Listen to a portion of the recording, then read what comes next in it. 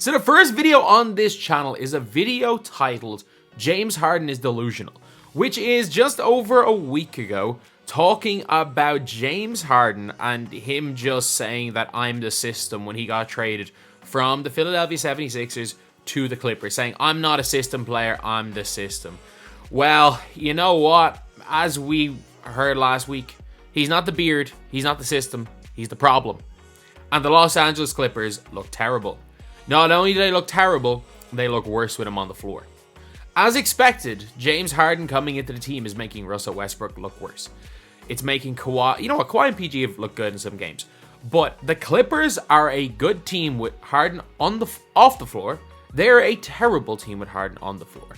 Did they give up that much for him in the now? Not really. They gave up Rocco and Nick Batum, who are nice playoff rotational pieces, because especially with Nick Batum, as was shown in that Dallas series a couple of years ago, if they do want to go small and switch everything, he has the ability to play that role. Is he going to be much of a scorer? No. Is Robert Covington going to be much of a scorer? No. They kept on to Terrence Mann, the 27-year-old who I genuinely thought was about 23. Still, they held on to him. But still, I just cannot believe just how bad the Clippers have been. And you can see it in James Harden. He's not the same player. Heck, there's that clip going around that everyone's seeing right now of James Harden airballing a shot and then getting swatted. He's just not that guy. And the maddest thing is that James Harden's actual game is one that should have aged gracefully. James Harden's ability to see passes, to be a primary ball handler, to be a pass-first system point guard.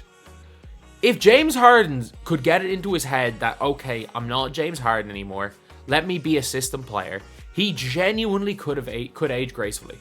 Not that he's even that old right now, but he could be aging more gracefully than he is. Like, obviously, after that hamstring injury, the guy can barely move. He's still been a good player. Don't get me wrong, like, he should have been an all-star last year. But the fact is that he thought he was going to be a leading scorer for Houston, who are looking brilliant without him. The fact that the Philadelphia 76ers are looking like the best team in the damn league right now without him. Tyrese Maxey stepping up. So while, yeah, he's there getting his assists up. He's, as a playmaker, he's getting his assists up. Has he really made teammates look better around him? PJ Tucker, sure. But it's a LeBron situation, it's a Lucas situation. When a teammate of a guy who is as ball dominant as James Harden is, if James Harden is the system, the only guys that are going to look good are spot-up shooters that are hitting shots.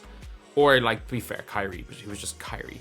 Still one of the top 20 players in the NBA at that time. But still, like, the Clippers have a massive, massive problem. And it was caused by the trade for James Harden. I don't know what they're going to do. I don't know how they're going to get better. Because they can't trade James Harden now. And I tweeted out when it happened, when he was started saying, I'm the system, I'm not a system player. I was like, I give it 1 month until Clippers want him gone.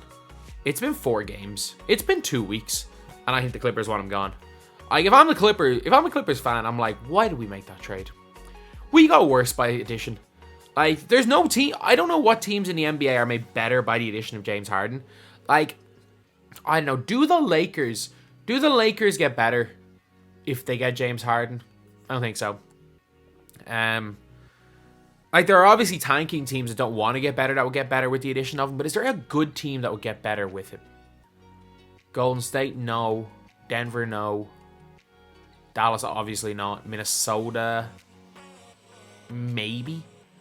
But, like, the problem is, again, if James Harden will come off the bench, cool. He can still play that role at a high level. James Harden can be a facilitating point guard. James Harden cannot be the system. And it's why Russell Westbrook couldn't be Russ in LA, because LeBron was the system. And the fact that he wasn't playing, like, neither PG or Kawhi Leonard are nearly as ball dominant as LeBron James. Let him set up the offense like LeBron James does. And it allowed Russ to be Russ again. He's looking, like, pretty good. But then with Harden there, Russ looks bad as well. So it's just one of those situations where I said it back then, back when it happened, that Sixers, I think, got better by subtraction. I think there are scenarios where you can get better by getting rid of somebody, and addition by subtraction, especially in a team sport, is a real thing. Addition by subtraction can be a massive thing, especially when with certain guys, like,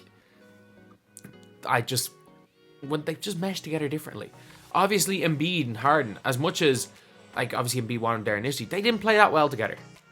Like, what were they? The 4th seed the first year and lost to Miami in the playoffs and then blew a 3-2 lead where Harden scored 9 points. Like, as bad as Embiid was, Harden was worse in that last game. But yeah, James Harden, the system. No, James Harden is the problem. And I don't know what the Clippers are going to do. Like, Ty Lue's a great coach, and I'm glad I'm not a Clippers fan. I'm definitely, you know what? I'm glad that I'm an assistant coach of a team in the Irish National League and not the coach of Clippers, because I haven't a freaking clue what the Clippers are meant to do to win any games, because not only is the team not fit, one of the main reasons, the guy who came in to kind of destroy the team's fit has a massive ego.